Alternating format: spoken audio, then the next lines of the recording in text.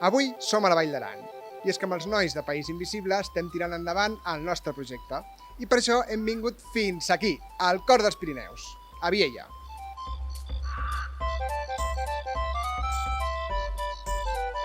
I clar, aprofitant que estem envoltats d'unes muntanyes espectaculars, uns poblets de postal i una natura increïble, per què no aprofitem també per conèixer una miqueta millor què és la Vall d'Aran, qui hi viu i per què la fa tan especial?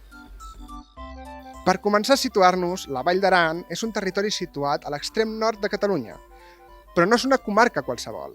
De fet, és l'únic territori de Catalunya que té un govern propi, el Consell General d'Aran. Sí, depèn de la Generalitat, però al mateix temps tenen institucions pròpies i escullen a la persona que lidera el govern aranès, el síndic o síndica. I això ja ens dona una pista important. L'Aran té una identitat molt marcada. Però si hi ha una cosa que realment fa única aquesta vall, és la seva llengua. Aquí no només es parla català i castellà, sinó que la seva llengua pròpia és l'aranès. Una llengua que segurament molta gent de fora ni tan sols coneix que existeix. I no, l'aranès no és un accent raro del català. L'aranès és una variant de l'occità, una llengua històrica que durant molts segles es va parlar en el que ara és el sud de França. De fet, si escoltes atentament l'aranès veuràs que hi ha paraules diferents al català, com per exemple dona és hemna, sí és o i noi és gojat. I el més fort és que l'aranès és oficial a tot Catalunya. És a dir, que tècnicament a Catalunya hi ha 3 llengües oficials, el català, el castellà i l'aranès. Ara bé, quanta gent el parla? S'utilitza encara al dia a dia? Els joves el continuen parlant? I sobretot, com és viure en un territori així, amb una identitat tan potent? Doncs això és exactament el que descobrim en el podcast de País Invisible. Però avui us porto un tastet. I és que vull aprofitar que tinc aquí el meu company, Ferriol Massip, per explicar-nos una miqueta què és això de l'aranès i de l'occità. Bon dia. Bon dia. Ara veig? Explica'ns una miqueta, què és l'aranès? Així per començar, per la gent que no ho sàpiga. L'aranès, com s'ha dit, és la varianta de la llengua occitana que se parla en aquesta val. La llengua occitana és una llengua grana que se parla en 32 departaments de l'estat francès, en 12 vals de l'estat italià, en Múnega i en l'estat espanyol, en Catalunya, en la Val d'Aran.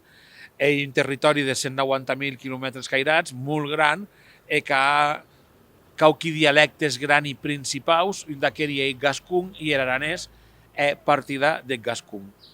A la Vall d'Aran encara hi ha gent que està utilitzant l'aranès. Ara mateix, ella era una llengua viva, una llengua transmetuda de país a ells, i la llengua pròpia del país. Més, el problema és que demogràficament el 30% dels habitants són nascuts a Val d'Aran, tota la resta és gent venguda de d'hora a causa dels mitjans econòmics d'aquí, que un país que viu bàsicament 100% de turisme. A la vegada, la demografia és que sigui de 10.000 habitants d'allà on hi haurà 2.000 que empleguen l'aranès com a llengua de la vida habitanta, com a llengua habitual. A la resta d'Occitània, per això, està una mica pitjor fins i tot que aquí, no? En la resta d'Occitània, l'usatge ja és bàsicament militant. Podem dir que ha estat la llengua d'usatge social i la llengua de carrer en què al segle XX era la llengua normal, i després de la Primera Guerra Mundial comença en diverses zones a deixar-se de transmetre de país a ells, en la Dusau Guerra ja hi ha el toc final,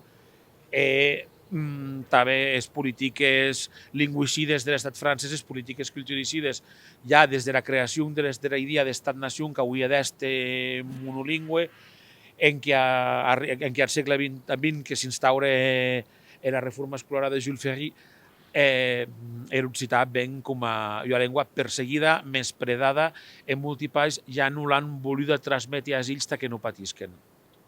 Doncs moltes gràcies, Ferriol. Ja sabeu que si voleu escoltar més, si voleu saber més de tot això, tenim el podcast de País Invisible que fem aquí el Ferriol, el presenta el Cep, que està ara mateix darrere la càmera, i en aquell cas jo estic darrere de càmeres, així que res, moltes gràcies. Gràcies a vosaltres i a plaer, un gran plaer.